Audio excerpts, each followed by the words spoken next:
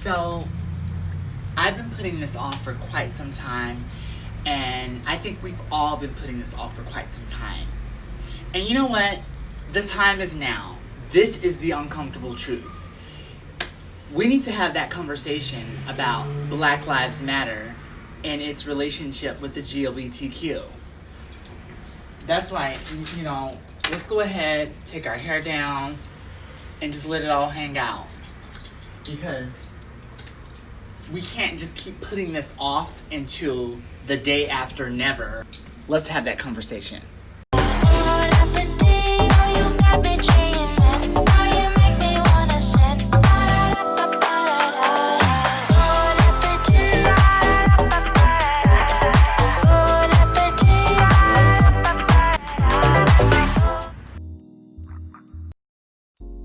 Okay, so in the matter of Black Lives Matter, when it comes to the matter of Black Lives Matter, you know what?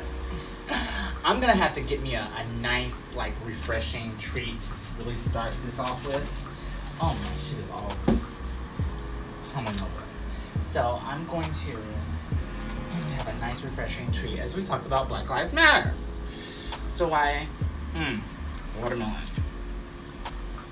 And don't mind the chopsticks, people. I have discovered that for camera reasons, chopsticks just look better and they work better.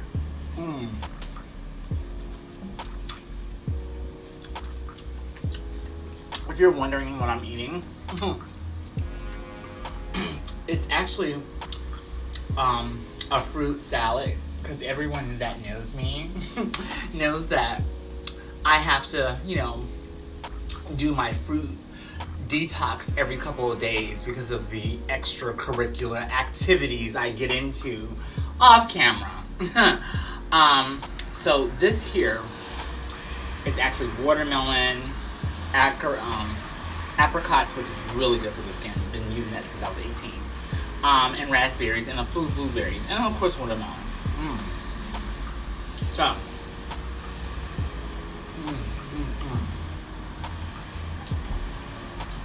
let's get into it.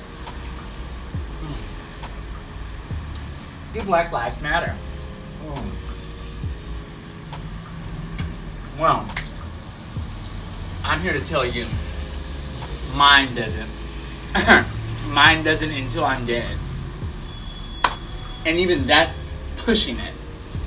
This is not about me. When I say that my Black life doesn't matter, there's a number of reasons why I've come to that equation. First of all, I identify as a two-spirited person, so by political reasons, that's trans.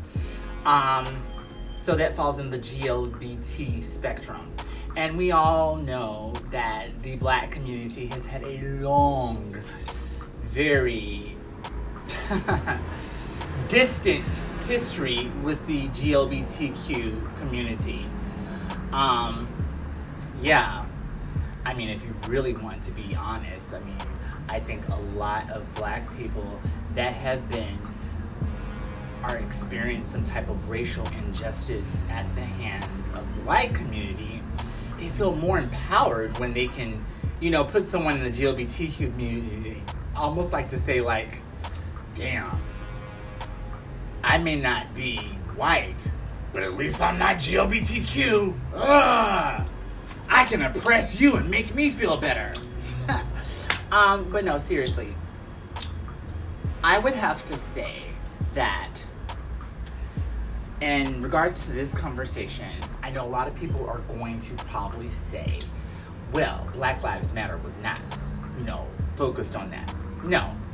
Black Lives Matter, just to give you a brief history, it started on the cuffs of Trayvon Martin, the murder of Trayvon Martin.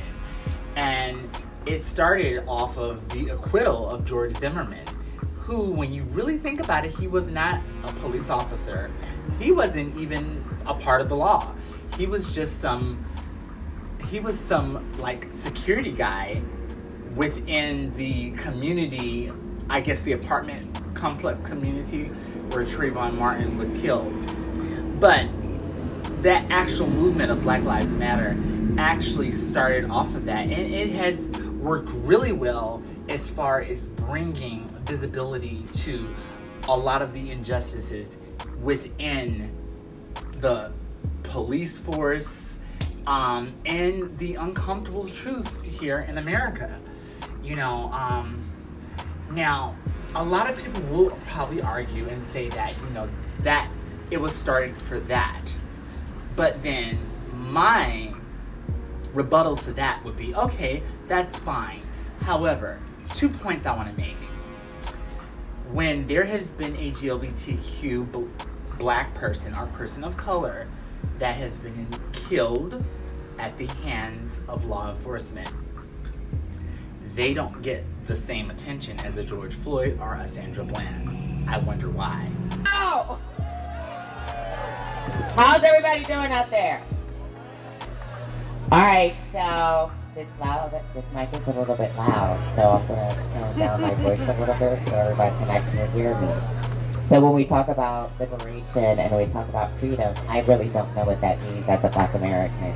I don't know what true liberation means, but I know what it means in the context of what's going on right now. I know what it means in the context of community and everybody coming out and celebrating this particular day. And all y'all, in all the different colors, as diverse as everyone is, this is what liberation is. When we can all come together as a community and when we can all serve each other's needs. Moving forward, we need to make sure that we're protecting all of the Black lives in our community. We have to make sure that the people who are damaging our community, we have to uproot, because they are problems of us moving toward our liberation and our freedom. We cannot be scared to police our own community, to turn over to the people that we know are damaging our community. It is every single person's responsibility out here to make sure that every Black person, no matter what their sexual orientation is, their gender identity, who they sleeping with, it ain't none of your business. The only thing that is your business is that they are Black and they need to be protected. Now that is true liberation. Power to my people. So I'm gonna just break down why this particular issue is going to be a long-standing issue in order for Black Lives Matter to be really taken seriously and be taken seriously as a force. You ever heard of that term that before you can fix things right outside of home, you have to fix things that are within the home? If the house is broken, then how can you go and fix someone else's shit when your own shit, when the foundation of your own shit is not together? Okay, something like that. Okay, I'm paraphrasing. What I'm trying to say is that me being a African American, period, an African American person, I don't feel all inclusive when it comes to the Black Lives Matter movement. And I'm gonna tell you why. I don't feel all inclusive in a lot of spaces, even within the LGBTQ community. And that may be my personal isolated situations, but we're talking about Black Lives Matter here. When it comes to Black Lives Matter, a lot of people in that organization and that is down for the movement will be so proud to say, oh, Black Lives Matter. No justice, no peace. Black Lives Matter. Power to my people. That same motherfucker will go back and use the same hateful energy put on by our oppressors and diss LGBTQ people. Problematic as fuck. And we'll call and say, oh, that's different. Oh, I couldn't choose. I couldn't choose my race. You can choose your sexuality. Wow. I haven't heard anything so ignorant. So, this is very...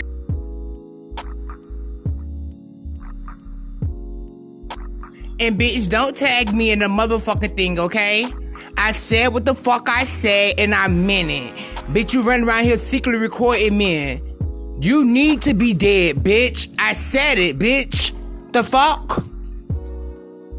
It's bitches like you that makes every man think that all trans women motherfucking record men. Bitch, you low-life fucking meth head. After months of character analyzation, I have decided to do my own interpretation of Raven. Here we go. I said what I said. You need to be dead. You out here secretly recording men? You need to be dead. The fuck? The fuck? The fuck?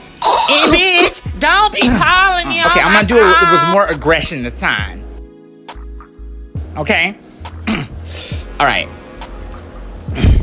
And don't tag me in a motherfucking thing. Bitch, I said what I said. You need to be dead. It's bitches like you that got motherfuckers thinking that all transsexuals recording men. You need to be dead. I said it. And I meant it. You low-life fucking meth head. Hold on, let me try to go. You low-life fucking meth head. The fuck? I'm about to say so. I am going to make the conscious effort to choose my race and choose to be a woman, even more oppressed, and choose to be trans. Ding, ding, ding, ding, ding, ding.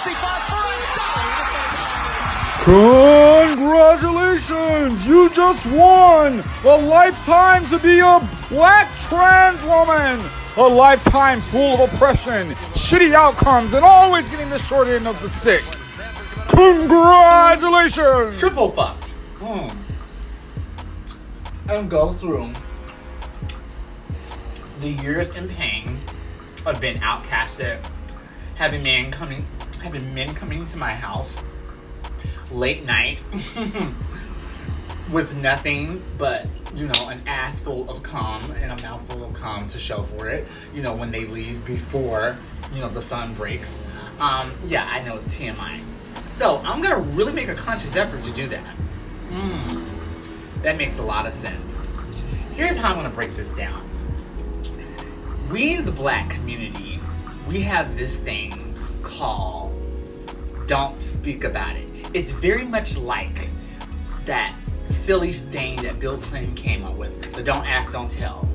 And it is very prevalent in the black community across the board. Meaning that we have people that we look up to. And we know that, we know that so-and-so, you hurt, you're a little sweet in the tanks, but we ain't gonna talk about that. Okay? And this goes across the board. And I mean, there's just things that we don't talk about, and it really fractures and damages the community as a whole. And I'm gonna just make it not about the gays for a second. We all knew back in 1994 when we saw this. Single that had everybody moving back and forth. She's been working with the Chicago hitman R. Kelly, and they're here in the house to tell us all about it and give us a peek at her latest video. Please welcome Aaliyah and R. Kelly to Video Soul. Let's clear something up, because I've been getting a rundown on the street. Everybody seems to think that y'all are either girlfriend or boyfriend, or cousins, or friends. let's just get the record straight. I better go get me a white Jeep. Well, no, we're not related at all. No, we're not. We're just very close. He's my best friend. Yeah, cool. Now, who found her? In the whole wide world. Child, come on now. We knew 27-year-old R. Kelly was dicking down Aaliyah. And, it's just something we didn't talk about. Even after the annulment, we didn't talk about it. We also know about a lot of uncomfortable truths, now this one may be controversial, very controversial, and it's still not yet to be, identified if it's true or not. But, and I love him, rest in peace.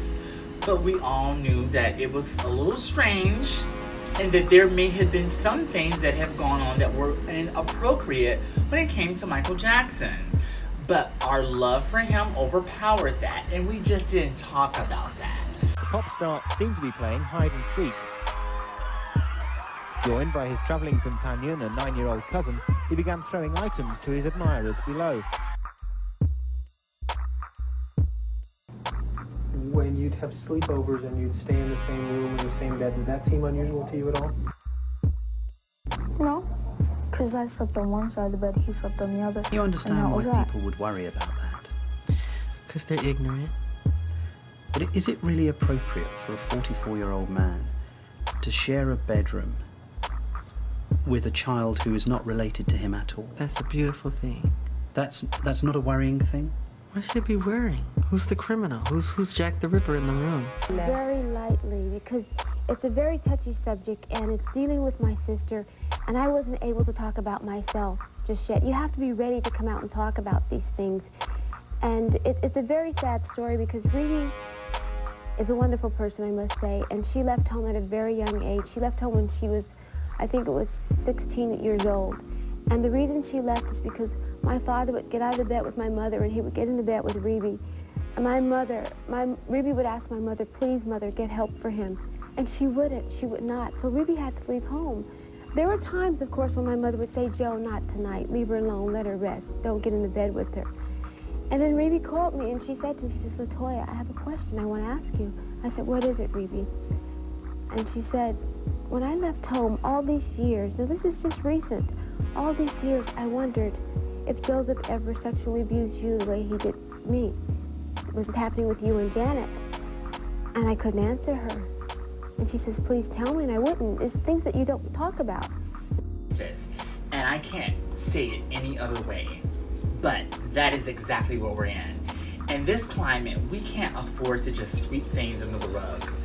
We can't afford to basically just sit there and say, don't make this a trans issue. Don't make this no, make it a trans issue. No, make it a Hispanic issue. All of this needs to be inclusive. Now, I do understand the whole purpose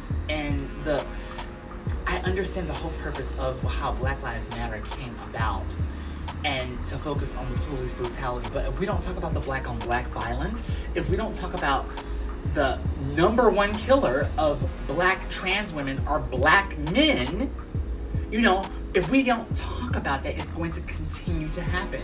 And you know what? It's going to be a domino effect because that does affect the Black Lives Matter movement. I'm so tired of people in my community, and when I say my community, the black community, you know, sweeping it under the rug. I mean, it is just so across the board. I remember being as young as 7 years old and basically, you know, listening to a Luther Vandross record. And I think I was asking my mom, like, who's Luther Vandross married to? Oh, he ain't married to nobody.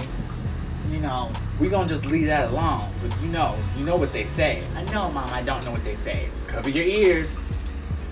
That time is come and gone. We need to have these conversations. We need to have them out in the open. Because the more that we sweep things under the rug, the more that we don't talk about those things,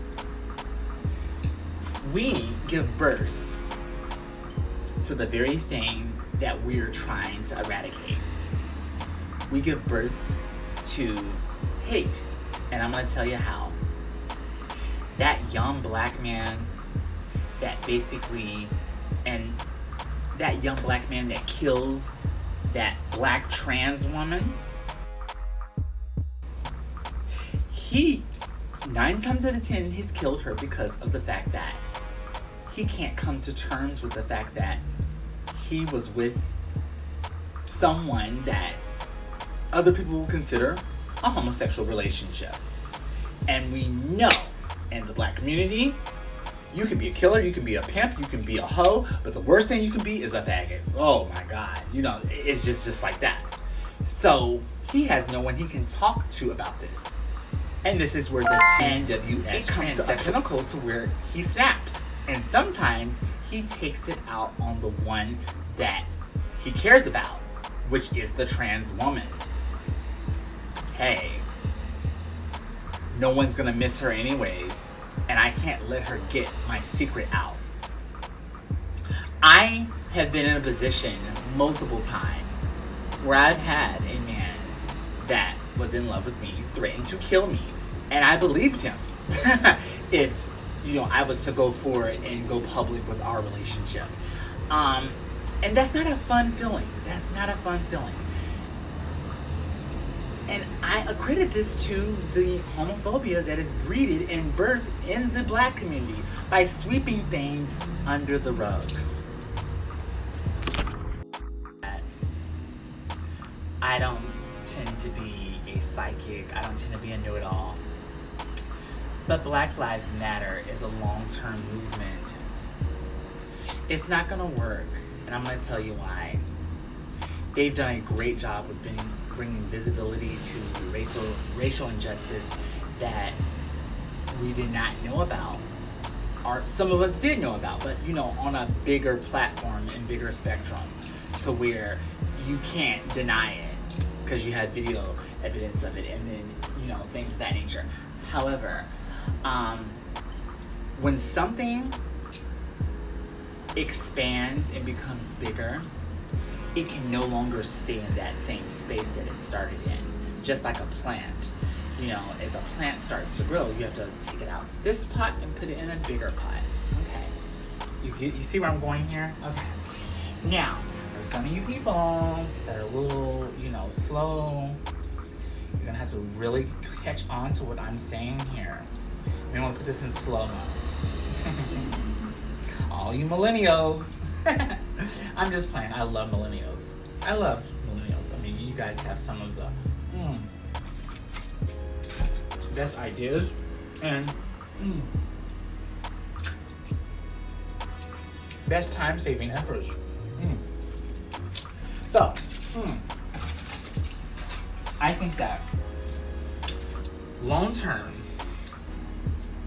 when people think of Black Lives Matter, and this is not being racist or anything like that, most people will automatically think, well, don't all lives matter?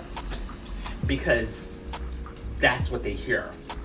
I completely understand that the whole purpose of Black Lives Matter is to bring forward the fact that out of all races, a black man is more than likely than any other race to be racially profiled and killed by a police officer.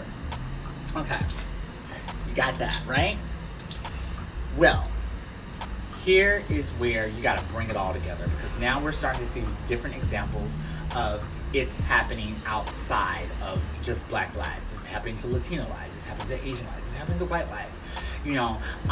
It's starting to expand, meaning that if you want this movement to really be taken seriously, you need to expand. You need to be inclusive to all, because of the fact that it's no longer Black Lives Matter. It is about, if it was me, I would say like this civilian life, my civilian life counts, or something like that. Something that is so inclusive to the point that anyone can really pinpoint this. But when I'm going to tell you, this is how it looks. Okay. This is exactly how it looks when someone says Black Lives Matter, but other lives. Equally the same, from my little Mischief here, Mischief the bunny, to Bugs Bunny here, to antisocial guinea pig, Mr. Oreo. Okay, so this is what a visual of most people see that are not black when they think of Black Lives Matter.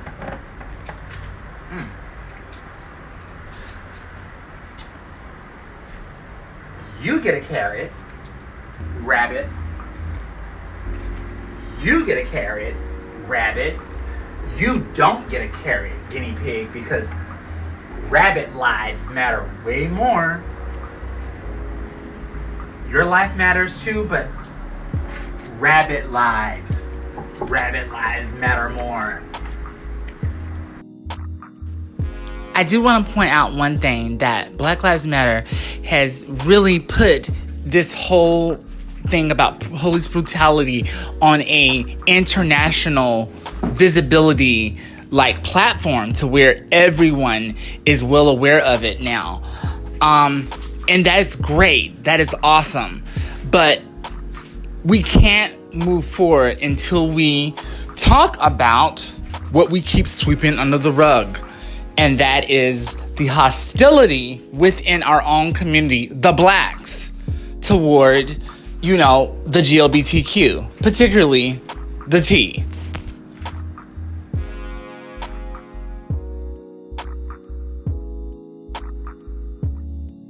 So black, trans, and queer folks is supposed to go out and march and march with folks, but then be fearful of the same folks they're marching with.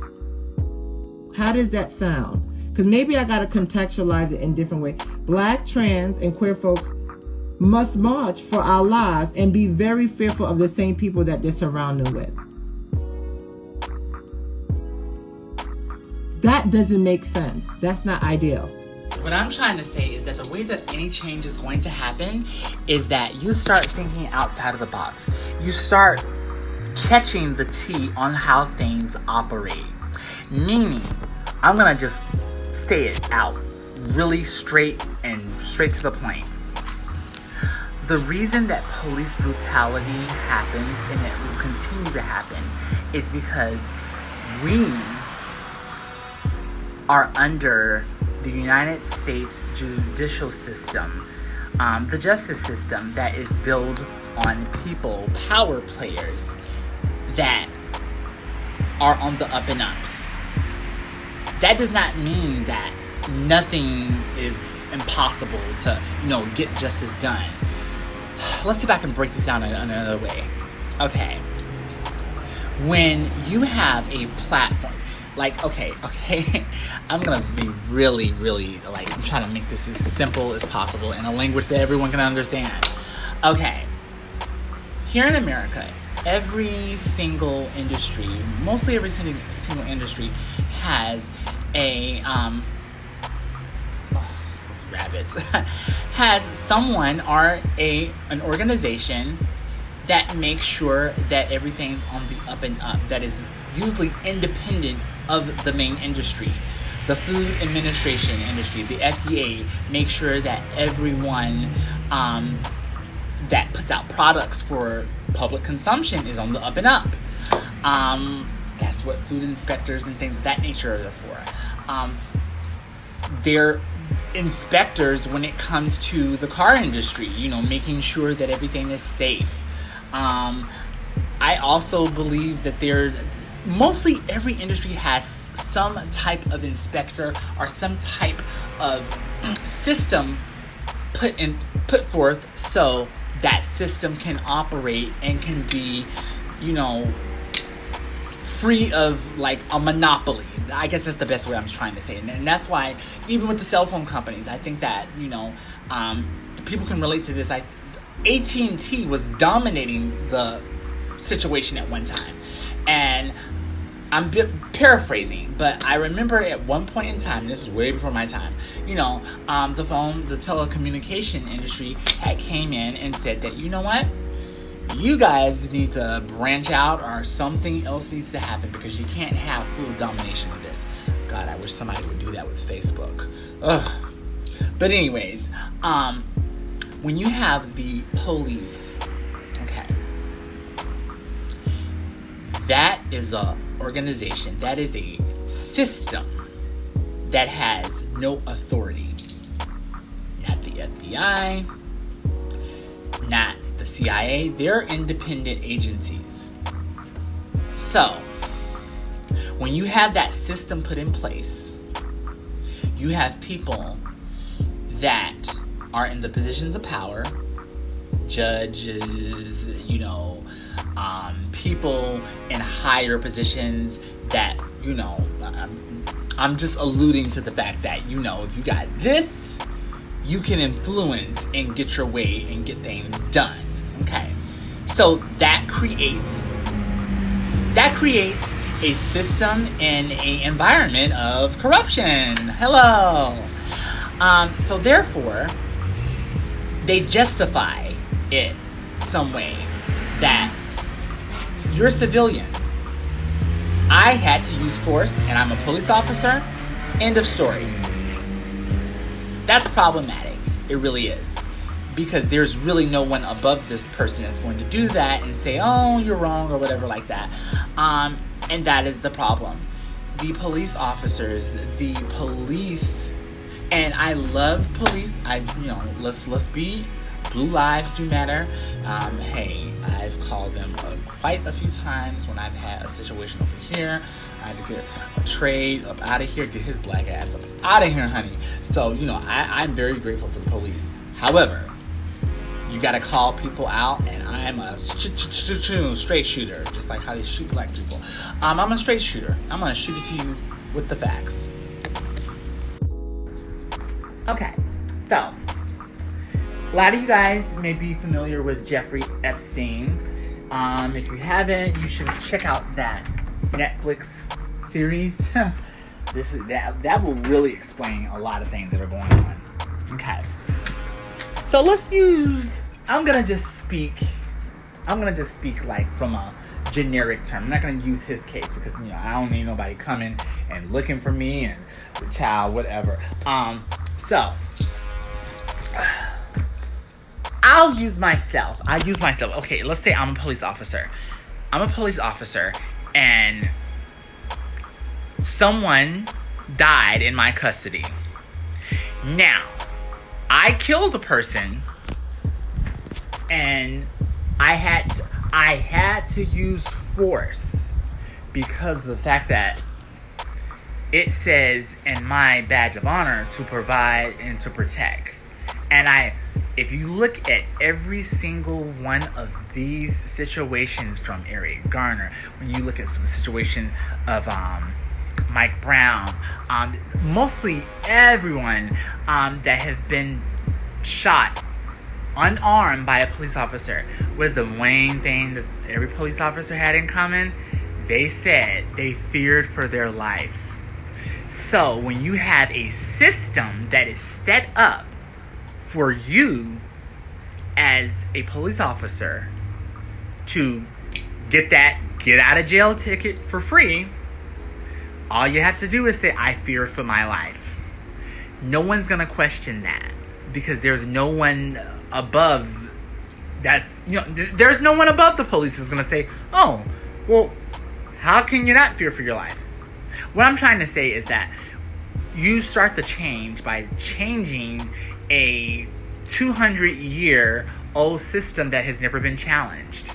No one has ever proposed like getting an independent agency, maybe fronted by the people, to basically oversee the police officers in their thing. The body cam thing, that shit does not work, honey, because they can control that. We all know that. And I know myself from being arrested last year, like how I was, and it was so fucking dirty.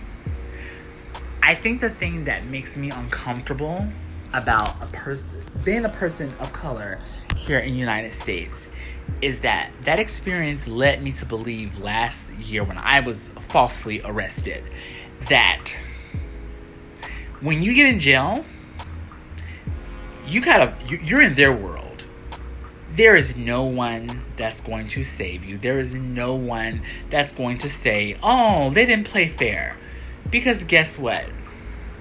When you're the person that pretty much is in charge and no one's in charge over you, that's a lot of power. Okay? And that's what happens a lot of times when these investigations happen within the bureau. You have someone that is investigating that actually works within the police bureau. So I'm not saying this happens all the time, because some good cops have come and really called some bad cops out. But I am just saying that it is a conflict of interest, and the way that you change these things is that you start lobbying. You start finding out, okay, this person is the councilman and he has influence over here. Okay, let's vote them out. Oh, okay. So this is where they're getting their pension from. Okay, let's go ahead and elect and put something on the ballot to where when a police officer kills a unarmed civilian, they lose their retirement and their pension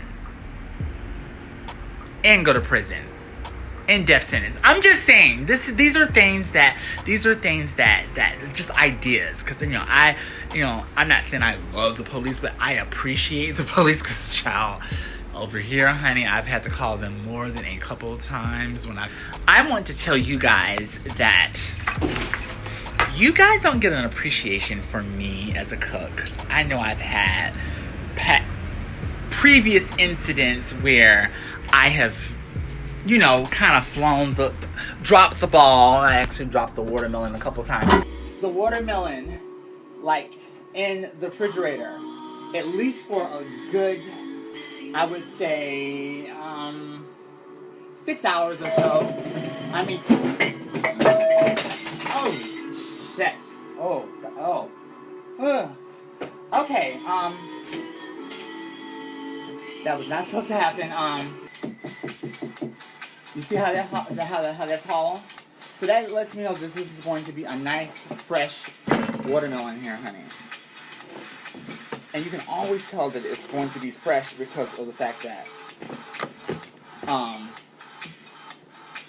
it just opens up with ease. Oh, damn.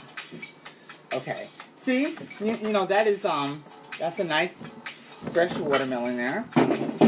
Oh. Damn it. But I'm here to tell you, honey, I am really good at what I do.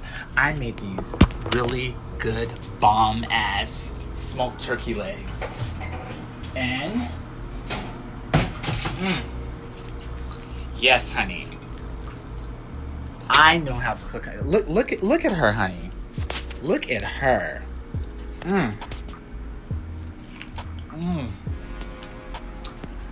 Just falls off the bone.